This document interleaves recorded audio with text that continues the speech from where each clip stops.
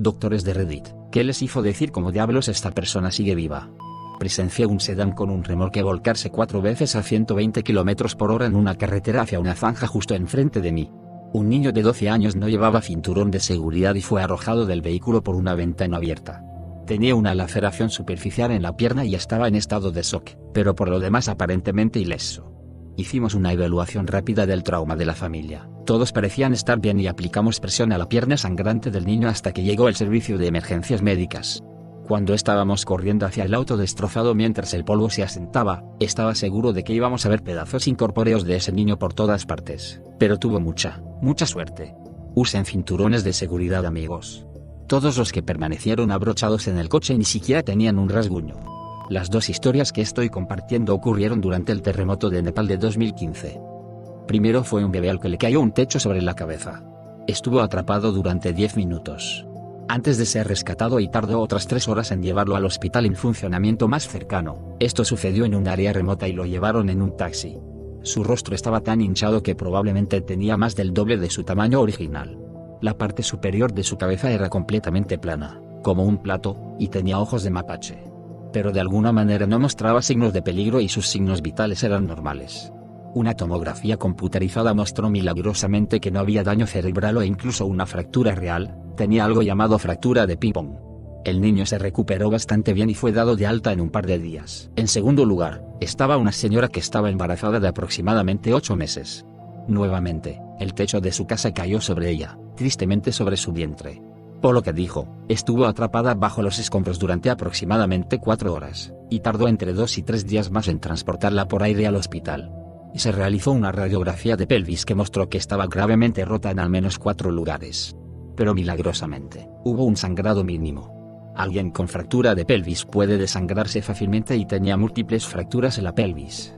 Nadie puede decir con certeza qué sucedió, pero se pensó que probablemente el peso de los escombros era tan fuerte que en realidad ayudó a detener el sangrado debido a la presión aplicada.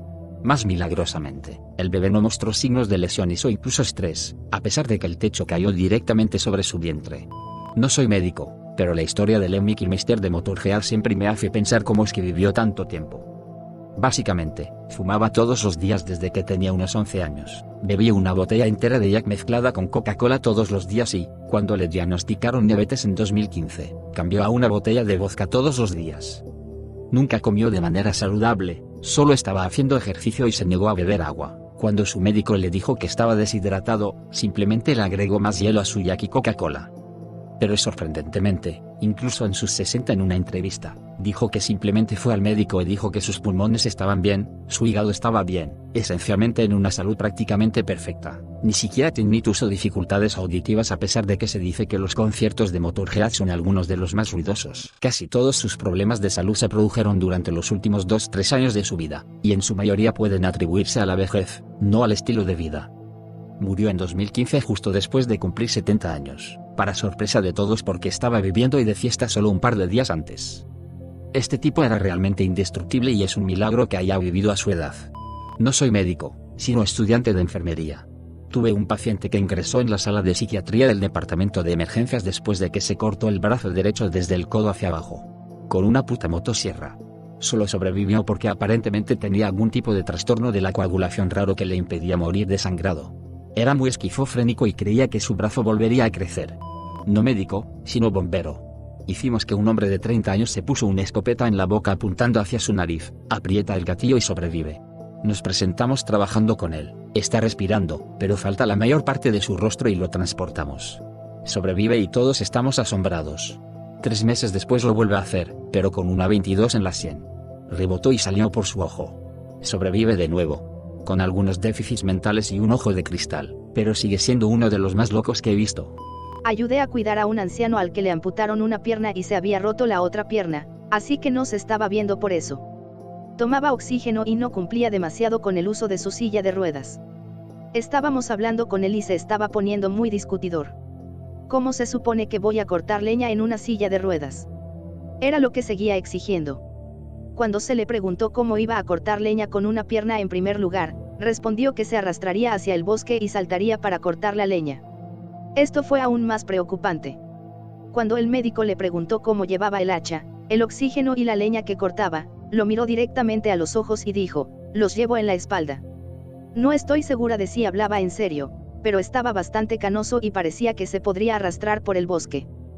Dios mío, me cagaría en los pantalones si estuviera caminando por el bosque y viera a un anciano de una sola pierna arrastrándose por la tierra con un hacha. Una mujer mayor llamó al 911 por dolor en el pecho. Sus signos vitales eran una mierda y tenía la mirada que cualquiera que haya visto a un paciente a punto de morir reconocerá instantáneamente. Su electrocardiograma sugirió múltiples bloqueos en sus arterias coronarias, y tuvimos que ponerla en un respirador poco después de que llegara a la sala de emergencias porque se deterioró muy rápidamente. El laboratorio de cateterismo confirmó los hallazgos del electrocardiograma, bloqueo completo de una arteria y bloqueo del 99% de otras dos arterias principales.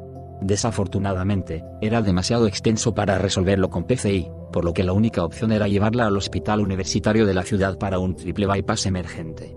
Resultó que había tenido múltiples episodios como este, pero no tan graves, durante los últimos 6 meses y se había negado a la cirugía de bypass no una, ni dos, sino 3 veces a favor de una dieta mediterránea. Bueno, en este punto ya no tenía mucho que decir y la familia estuvo de acuerdo, así que se fue al quirófano. Volví a cuidarla unos 4 meses después y, de hecho, parecía haberse recuperado notablemente.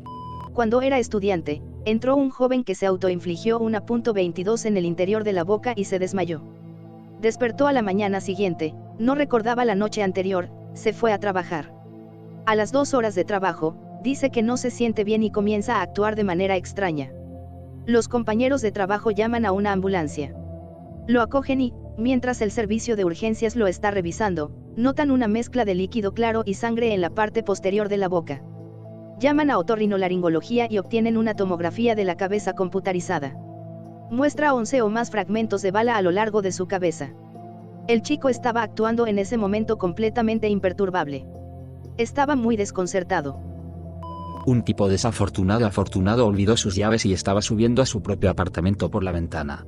Su primo amigo pensó que era un intruso y le apuntó con un arma y apretó el gatillo mientras el desafortunado abría la boca para decir no disparen.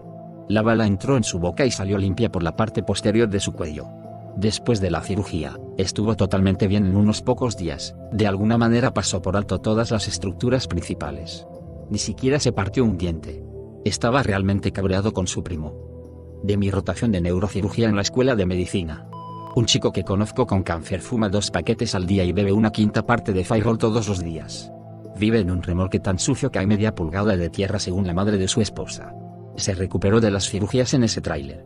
Eventualmente nos enteramos de que estaba dejando la quimioterapia y que simplemente iba a aceptar la muerte. Hace 5 años le dieron 2 meses de vida. Ahora está completamente libre de cáncer. La vida es rara a veces. Cuando estaba en la universidad, había un niño que salió de una autopista casi a la velocidad de la autopista. El problema era que era una zona de construcción por la noche, no había luces y no se suponía que fuera una salida abierta. Condujo directo a una pila de barras de refuerzo. Uno de los postes atravesó el coche y le dio en la cara y lo inmovilizó en el asiento a través de la cabeza. Un par de años después, estaba en la escuela de posgrado, en un seminario de anatomía, y el cirujano presentó el caso del niño como un estudio. No solo vivía, la barra de refuerzo se había deslizado más allá de la base del cerebro y columna vertebral.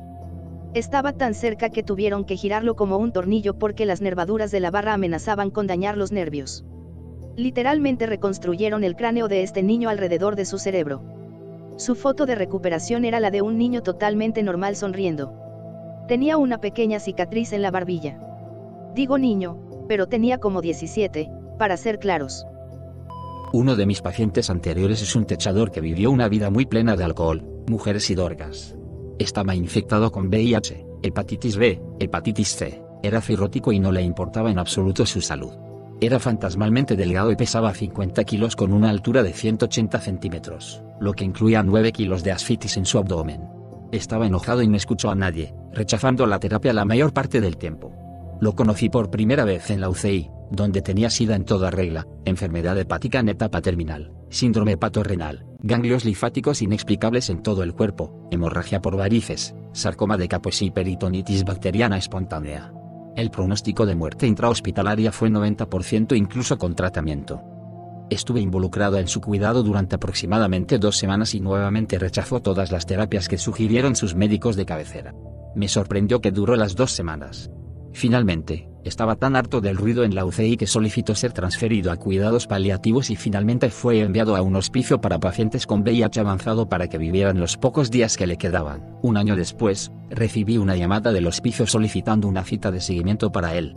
Me sorprendió que todavía estuviera vivo y le pregunté si podía hablar con él. Estaba todo mejor. Resulta que estaba loco por su enfermera en el hospicio e hizo todo lo que ella le pidió para complacerla, incluso tomar sus medicamentos por primera vez.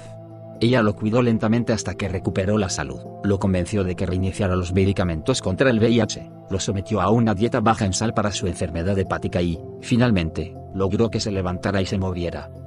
Pasó otros 6 meses en un centro de rehabilitación y luego volvió a trabajar. Me vio en el seguimiento durante un tiempo mientras tratábamos su hepatitis C, luego su cirrosis mejoró sorprendentemente. Después de un par de años, se mudó a otro lugar para comenzar una empresa de construcción y tuvo bastante éxito financieramente, y permanece abstinente de sus antiguos vicios. Es la única persona que he visto regresar de la muerte. Mi residente me llamó urgentemente una noche y me dijo que tenía que ir al hospital. Un joven fue cortado por la mitad por un tren. Le pregunté por qué necesitaba ir, no había forma de que pudiera sobrevivir a eso. Ella explicó que de alguna manera él estaba manteniendo la presión y no se estaba desangrando. Cuando llegué, descubrí que la fuerza del tren había sellado todos los vasos principales desde la pelvis hacia abajo. 2 que sobresalen. Un chico recibe un disparo en el abdomen, cae de rodillas, el tirador le atraviesa la parte superior de la cabeza cerca de la frente. La bala sale por su mandíbula. No dejaba de quejarse de lo mucho que odia al tipo que le disparó. Una chica joven que conduce un automóvil es golpeada en el lado del pasajero por una Altima que va al menos a 110 kilómetros. Su automóvil parece haber sido golpeado por un artefacto explosivo improvisado, por lo que asumimos que había fallecido al llegar cuando el otro equipo en la escena dijo que nuestro enfoque era sacar a la gente del Altima. La chica que conducía resultó completamente ilesa. Compra un Volvo. Una especie de recuento, pero... una vez, un cadáver en el que estaba realizando una autopsia tenía un pulmón que estaba al revés. Cuando traté de colocarlo en la posición correcta, bloop, volteó de nuevo al revés. Después de un poco de diligencia debida, nos dimos cuenta de que el pulmón era un trasplante y los cirujanos que realizaron el trasplante habían colocado el órgano incorrectamente. El pulmón había estado luchando por estar al revés toda su vida en este otro hombre. Después de unos 15 años, el hombre finalmente se movió de una manera que le permitió volcarse, lo que resultó en su muerte. No es realmente un cómo diablos esta persona sigue viva, sino más bien un cómo diablos vivió esta persona tanto tiempo con esta condición. Trabajando en una comunidad aborigen, una mujer entró quejándose de dolor de cabeza detrás del ojo. Le dijeron que tomara asiento y cuando se dio la vuelta tenía un cuchillo de mantequilla asomando por la parte posterior de su cráneo. Al parecer, un pariente borracho llegó a casa y la apuñaló mientras dormía. Uno de mis mejores amigos tenía un pequeño hervor en la parte interior del codo. Urgencias le dijo que regresara al día siguiente para someterse a una cirugía para que lo lanzaran y lo suturaran. Al día siguiente estaba en soporte vital, donde permaneció durante meses. Sus riñones se cerraron y pensaron que necesitaría un trasplante. La función hepática estaba muy baja. Sus pulmones no estaban haciendo lo suyo y los médicos no podían entender por qué. No fue un buen momento. Obviamente, el pequeño hervor en su codo fue en realidad el comienzo de una infección por estafilococos, lo que hizo necesario despellejarle el brazo desde la muñeca hasta la axila. Pensaron que tendrían que amputarle y estuvo a punto de morir varias veces. Terminó con pie caído y varias úlceras de decúbito debido al coma, y, ya sabes, una atención inadecuada. Sin embargo, está vivo, vuelve a caminar e incluso asiste a festivales de música.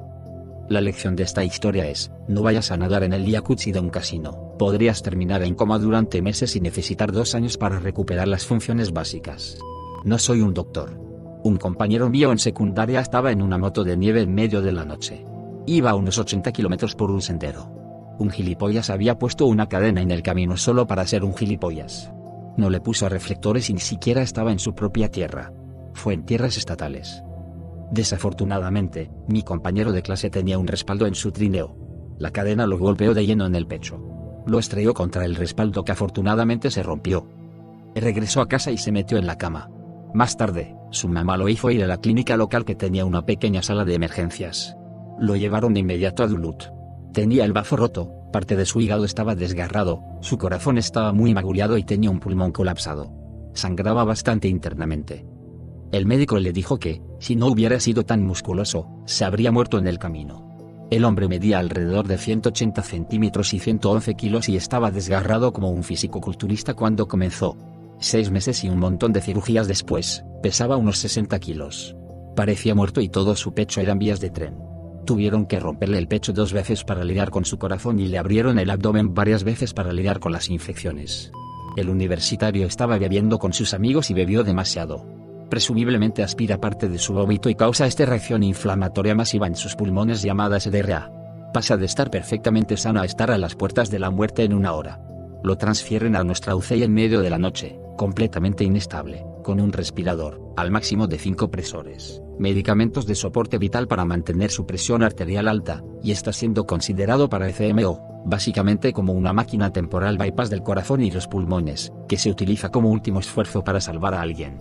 Sus padres están en un vuelo de último minuto desde otro estado sin maletas empacadas para llegar a su hijo.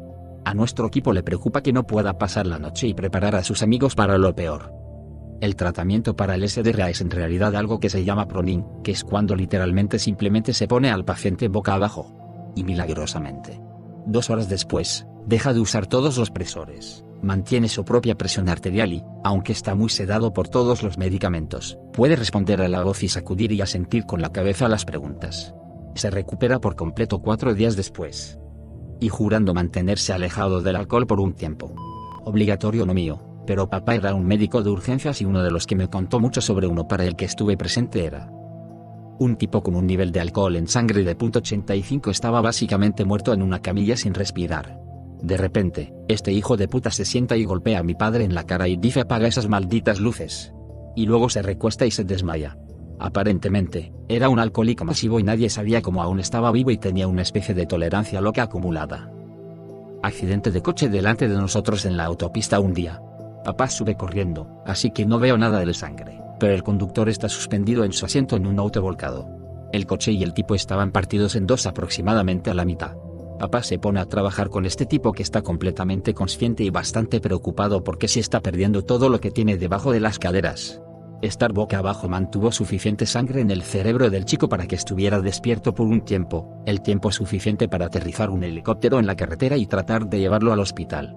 No lo logró y nunca había visto tanta sangre en mi vida.